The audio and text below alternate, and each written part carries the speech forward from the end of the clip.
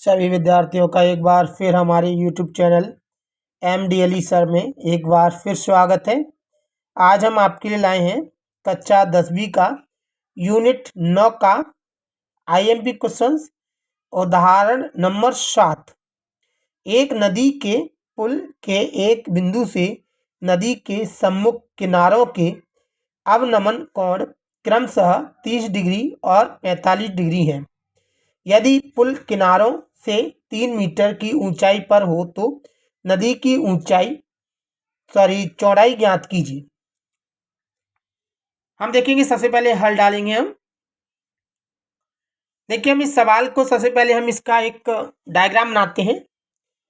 एक नदी है, चलिए मैं यहाँ पर एक नदी बना देता हूं। ये देखिए, मेरे पास एक नदी है।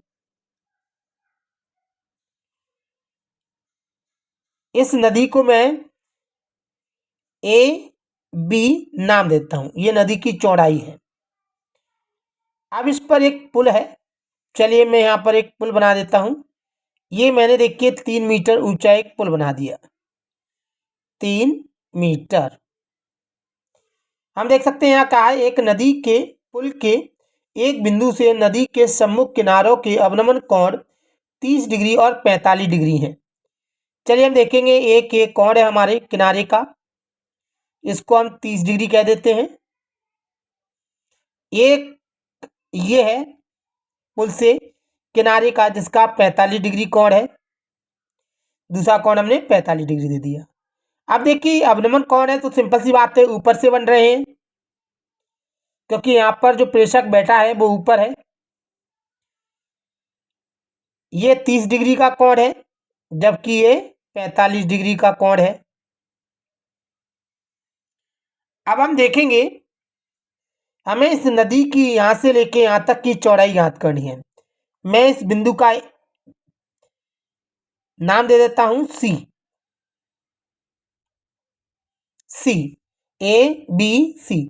इसका नाम देता हूं मैं D। ये देखिएगा, मेरा चित्र बन गया। हम देखेंगे, हमें इस नदी की चौड़ाई ज्ञात करनी है।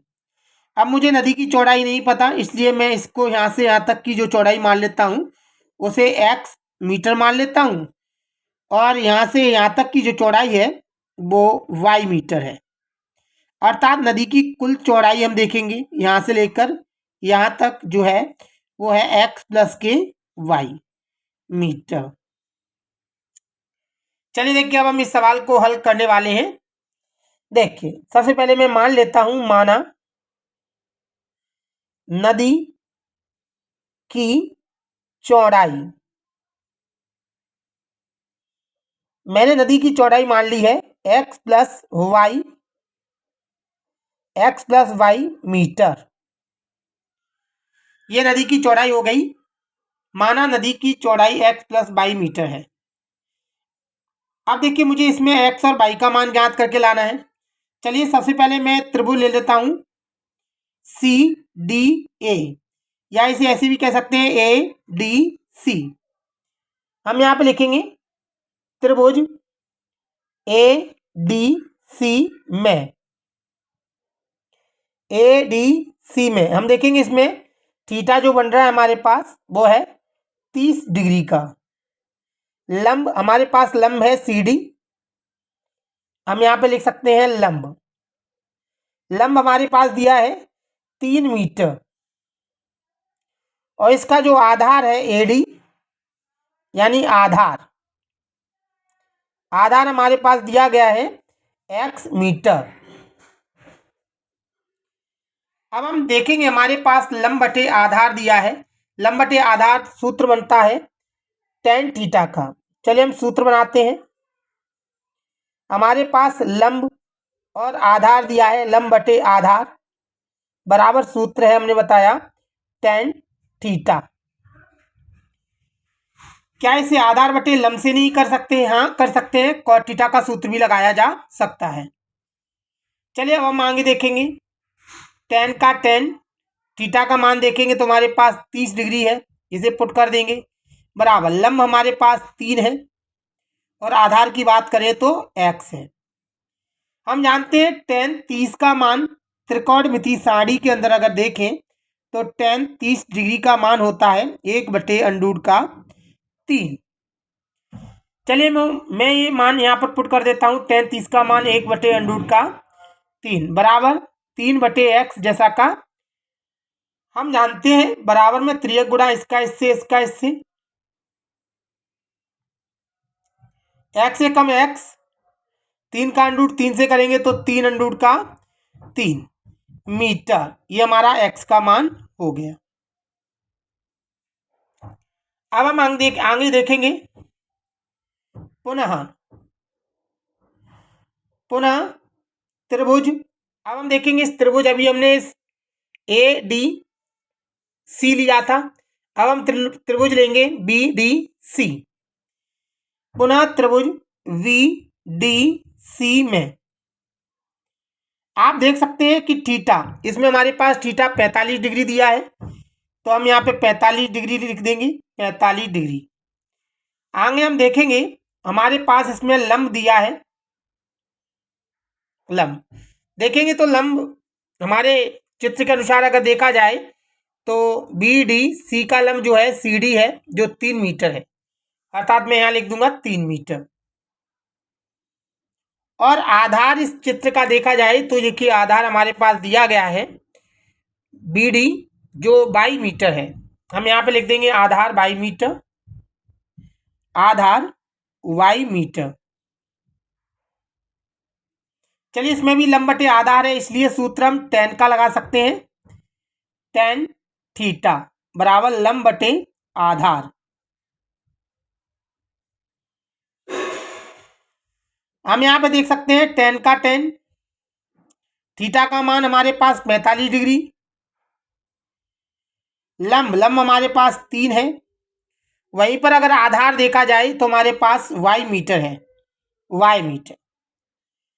हम जानते हैं कि त्रिकोणमिति अगर सारणी के अनुसार देखा जाए तो tan 45 डिग्री का जो मान होता है वह 1 होता है, अर्थात हम यहाँ पर 1 लिख देंगे, 1 बराबर ये 3 का 3 और 22 का 22, इसके नीचे कुछ नहीं तो 1 होता है, क्रॉस मल्टीप्लाइकेशन, इसका इससे मल्टीप्लाई किया जाएगा तो हमारे पास आएगा y बराबर, इसका इससे मल्टीप्लाई करेंगे तो 3 मीटर, अर्थात हमारा y का मान आ गया 3 मीटर। हमने देखिए x का मान जो निकला है हमारा 3√3 मीटर है, जबकि y का मान हमारा पास निकला 3 मीटर है, अर्थात हम देखते हैं नदी की चौड़ाई। अतः नदी की चौड़ाई x + y मानी गई थी हमारे पास मीटर। अगर हम देखें तो x का मान जो देखा जाए तो x का मान हमने इधर निकाला था, हम देख सकते हैं x का मान हमारे पास निकला 3√3 मीटर, हम यहाँ पे लिख सकते हैं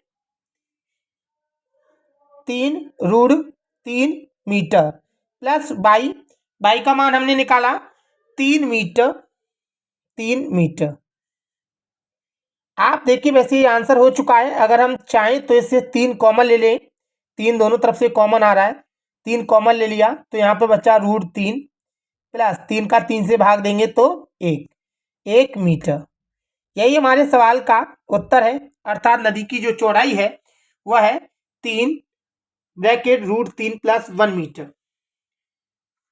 अगर देखिए आपको ये सवाल अच्छी तरह समझ में आया है तो आप हमारी वीडियो को लाइक करें और शेयर करें, और देखिए अगर आपको कोई दिक्कत आ रही है तो आप हमें कमेंट करके ज़रूर बताएं, हम कोशिश करेंगे आपको और भी अच्छा सॉल्व करा सकें।